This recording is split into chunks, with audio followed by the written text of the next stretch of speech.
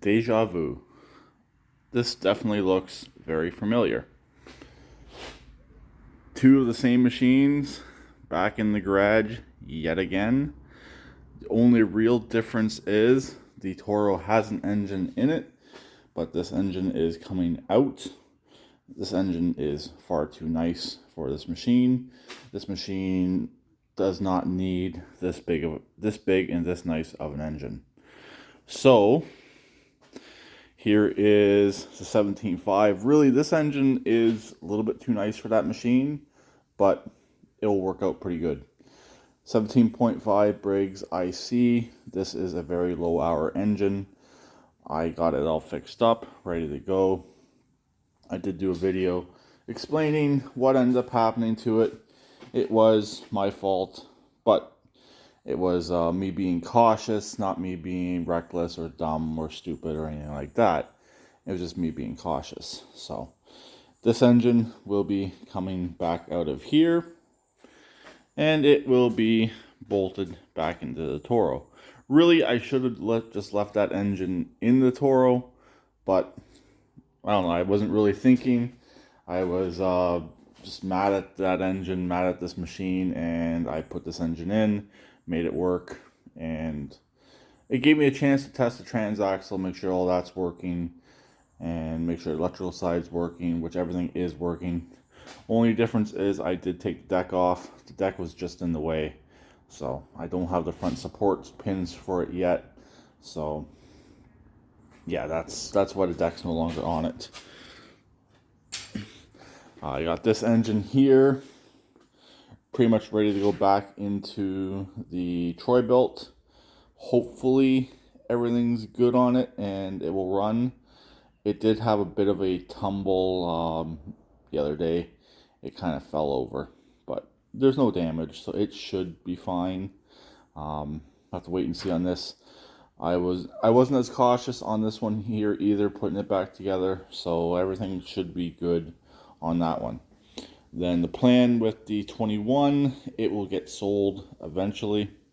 That was the plan with it after I pulled it out of the racing mower anyways, was to just sell this engine. It's too nice for this machine. It's definitely too nice for the racer. Also in the racer, like I explained, it was just a little bit too tight of an install. This engine's just a bit too big. So yeah, that's why this engine's not going in there. So again, like I said, deja vu. So this top cover is off on here. So I need to put the wiring harness on it. So I'm going to take the top cover off the 21 horse, put its original harness back onto it. I wish it didn't have that rust damage right there from the mice, but nothing I can really do about that. I cleaned up that cover as best as I could, and we should be good. I've already converted the carburetor on this. This has the correct carburetor for the other machine. This actually has its original carburetor still on it. It cleaned up good, and there was nothing wrong with it. The guy did store this machine correctly. He did drain the gas. He did let the gas run out. There was just a tiniest bit of debris in the bottom of the bowl when I cleaned it. Nothing really to worry about. So the plan with this one here is to still put the other engine back in it. That other engine is ready to go. Has the proper intake on it for the fuel pump, and get this machine back up and running, and hopefully try and fix that transaxle. That's the plan. Pull it apart. I do have another one, but I don't want to use it since it's the extra for the racing mower, and I'd rather keep an extra around for that. So that's what I'm looking at as of right now. And yes, the full-size battery will stay in this machine. There's a few reasons for that. Mainly, I don't have any other small batteries. As it is, I gotta take another one off of my solar for the hoopty build. So this one here will be going in here, is either put this one on the solar or leave it off the solar and put it in a riding lawnmower, which I've chose to do that. I might regret my decision later on down the road if I ever get a machine that requires this style of battery, but we'll have to wait and see. And for the solar, I'll have to do a solar Sunday. I got some fair sized batteries right there for solar and for another project that's coming up in the future. So this machine here, the Troy-Bilt, I should possibly do another video of it once I get the engine back in. The plan, like I said, is still to fix this machine, but the transaxle has to come out. The back right tire has a slow leak. The front right tire is shot. So it's at minimum it's going to need a front right tire. The back left tire is almost brand new. The front left tire I think is fairly new as well. It does have some nubs still on it.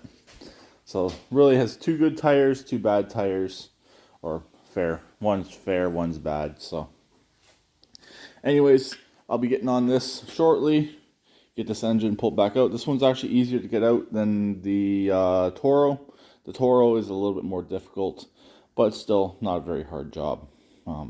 It's just the clearances on the Toro, the way to design the frame is definitely not the nicest, not the most user-friendly. I don't really know why the guy couldn't find an engine for this machine. These are very common engines. They're pretty much everywhere. Or maybe no one wanted to work on it. I really don't know. Because, heck, I got one, two, and the third one out back that will fit this machine. And yes, they're a couple horsepower more, but really that doesn't necessarily matter since it's all torque and they'll still bolt in and it'll still work and the hood will still clear. So I don't really know. That he told me he was planning on putting an engine in this, but his exact words, he couldn't find one. And I don't think he really looked hard enough for the shop he brought the machine to, didn't want to fix it, and didn't want to spend the money to fix it. They'd rather sell him a new machine instead of just an engine. But that's how a lot of shops are. They rather sell you a new machine than fix your engine.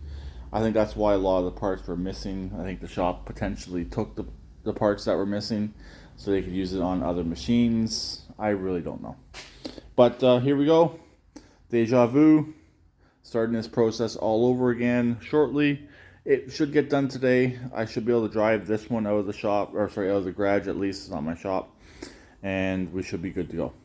So I'll talk to them later. Please keep it redneck like always, and please subscribe and comment.